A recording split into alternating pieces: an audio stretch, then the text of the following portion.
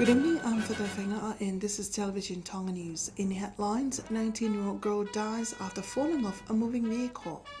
Her Majesty Queen Anaspaul supports initiatives to boost the tourism industry seen through the renovation of Likualofa Beach Resort. Assistance continues to send most needed items of food and water to the Hapai Group of Islands, and Helen Audina V from Fastmoyafi was deported from New Zealand and appeared in a magistrate court for embezzlement and forgery. These and more stories, including news from the Pacific, sports and weather information later on in this bulletin. Let's take a look at the news in detail. A 19-year-old girl died last Saturday, January 25th, after she fell off a moving vehicle. This occurred in the front of the Cowley bread shop at Lapaha. The Ministry of Police confirmed this to Radio and Television Tonga News, while saying that this is the first fatal road accident recorded this year. A 19-year-old girl from Lapaha was rushed to Viola Hospital, where they say she died from internal bleeding and head injuries. Police have arrested the 53-year-old driver of the vehicle for further questioning. Police information reveals that the deceased fell off the vehicle when the driver swerved the vehicle and tried to avoid hitting a pig that unexpectedly crossed in front of him. The young girl was riding in the vehicle with her mother and two sisters. This is the first fatal road incident recorded for this year compared to 8 road deaths reported last year. Emma Jane Vale for Television Tonga News. A 46-year-old man from Whanoi died last Saturday for staying too long underwater while he was diving using a gas cylinder. This is according to a report by a doctor from the hospital at Hapai to the Ministry of Police.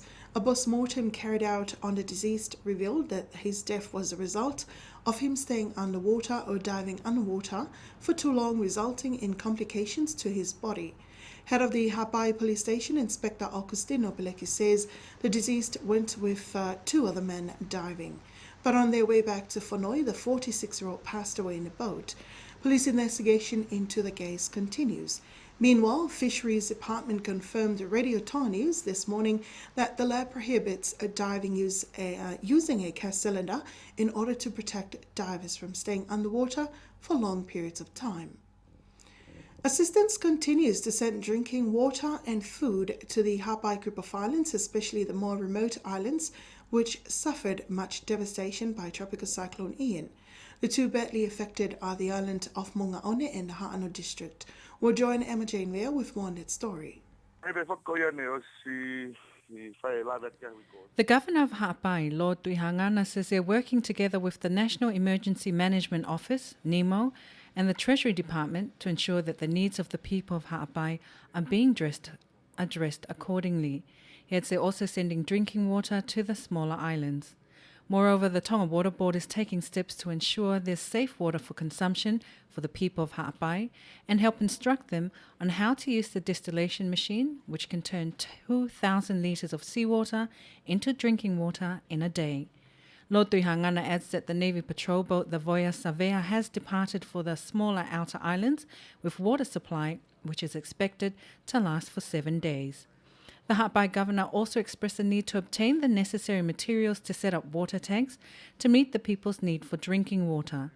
Furthermore, soldiers from His Majesty's Armed Forces are helping clear up the damage made to several houses in the Hapai Group of Islands.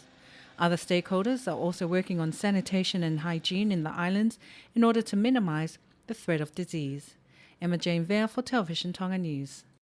The Likualofa Beach Resort marked the completion of its renovation work made in a special ceremony last Saturday. Her Majesty Queen Anaspaul was the guest of honour at the event, where she also unveiled the memorable stone to mark the occasion.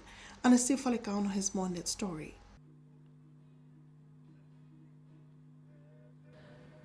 Her Majesty Queen Anaspaul as she unveiled a memorial plaque for Likualofa Beach Resort.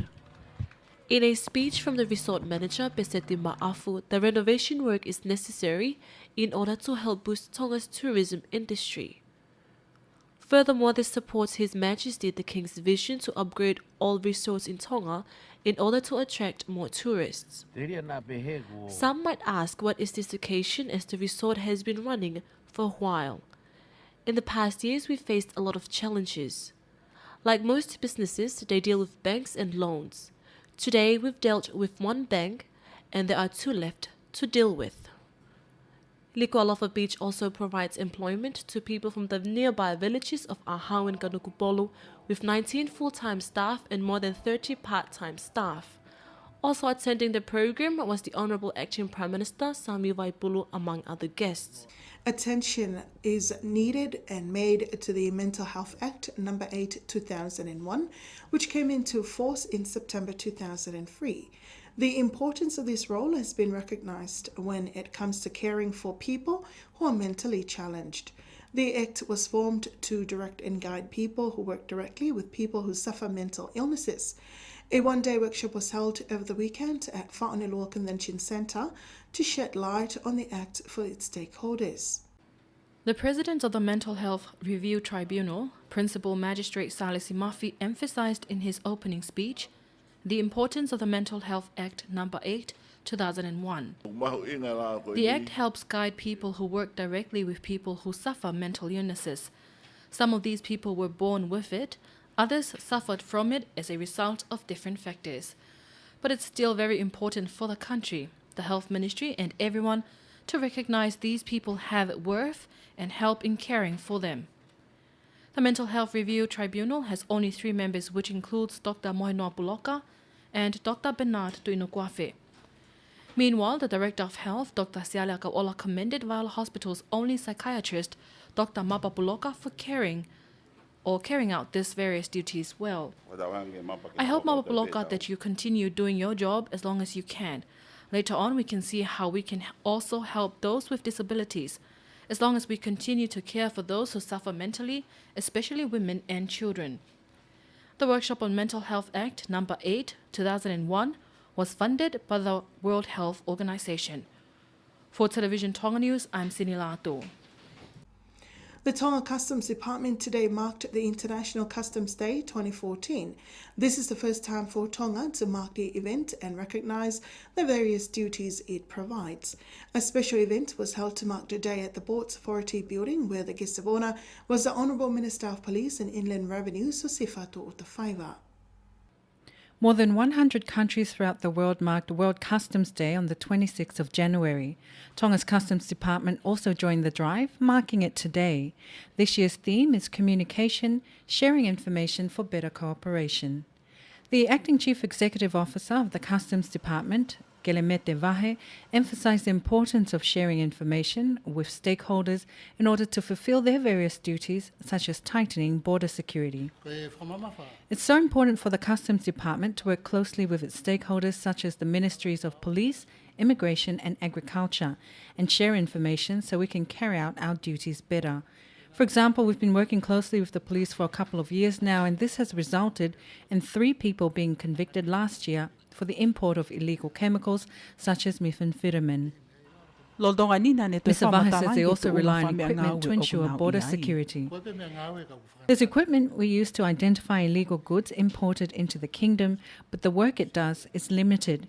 We do send staff overseas for further training in order to upgrade their skills, which also helps them identify illegal goods imported to Tonga. Other times we rely on stakeholders through the sharing of information. Part of the work carried out by customs officers includes ensuring all goods imported into the kingdom are checked before being released in order to avoid the import of illegal goods. Mr. Vahe says despite the various measures made to tighten border security, it's rare for a person to be convicted of importing illegal goods into the kingdom. Emma Jane Vere for Television Tonga News. The Magistrate Court approved the bail of 2,000 pa'anga and 2,000 pa'anga in sureties for Helen Udinavi from Fasimoyafi. She appeared in the Magistrate Court this morning after she's been remanded in police custody since January 18th. Helen V. is charged with 16 counts of embezzlement, theft and forgery. This comes after Chief Magistrate Folau Lokotui cancelled 3 counts made against her last year. She was taken to Manukau Station by New Zealand Immigration of January 15 before she was deported to Tonga January 18th. Chief Magistrate Lokotui ruled for the accused passport to be handed in to the magistrate office today after it was being kept by the Immigration Tonga since her arrival in Whamotu Airport. The accused is not allowed to travel out of Tongatapu without the knowledge of the court. Helen V is expected to meet with the Prosecutor Department of Tonga Police every Friday afternoon starting this week.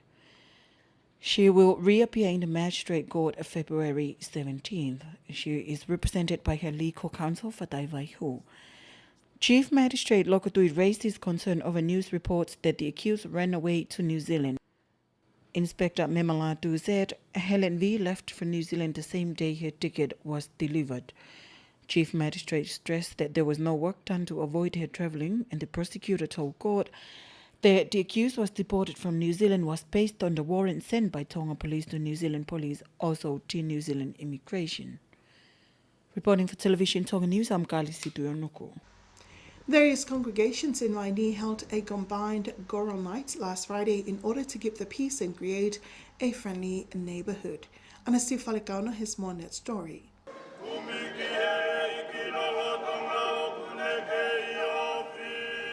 A combined choral night was held at Wakaoa Hall at Biula. 14 different congregations took part in the program, which was organized by a committee of Waini church leaders.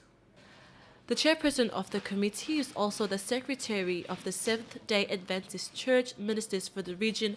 Reverend Dr. Ronald Stone says the committee is committed to making different denominations in Waini work closely together. As church leaders, we want to make Waini the center of worship for God, and we want this to be a combined spiritual gathering place for different denominations. We are planning various programs that will help strengthen people's spiritual lives and benefit the country in general. Reverend Dr. Stone commends the combined program. We've noticed that these combined programs has led to a decrease in tensions and prowls among the youth.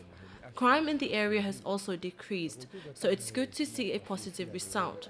We hope to carry out similar programs in other villages. The combined choral night was attended by Honourable David Taonga and his wife and other guests. A similar program is planned for March. The Viola Hospital was presented with food assistance of 200 cartons of cheese from the A. Cowley and Sons Company. This will go towards the meals prepared for patients at Viola Hospital. Sinlato was there and filed this report. The food donation of boxes of cheese were presented by A. Cowley and Sons representative Elone Tamelau to the acting superintendent of Viola Hospital, Dr. Saya Biukala, at the weekend. Mr. Tamelau says the assistance is estimated at 27,000 per anga. This assistance is provided by the Fonterra Company in New Zealand. The A. Cowley and Sons is the agent for Fonterra in Tonga. We decided to make this donation to the Viola Hospital to help with the meals prepared for the patients. Dr. Saya Biukala represented the Health Ministry in thanking the company for the assistance. This is a generous amount of cheese provided, and it will definitely improve the meals provided for patients by having cheese on the menu. I hope the company continues with such assistance in the future. Viola Hospital's catering supervisor, Anna Akauola, was also pleased with cheese contribution, which she says will help tremendously now that the kitchen budget has been cut.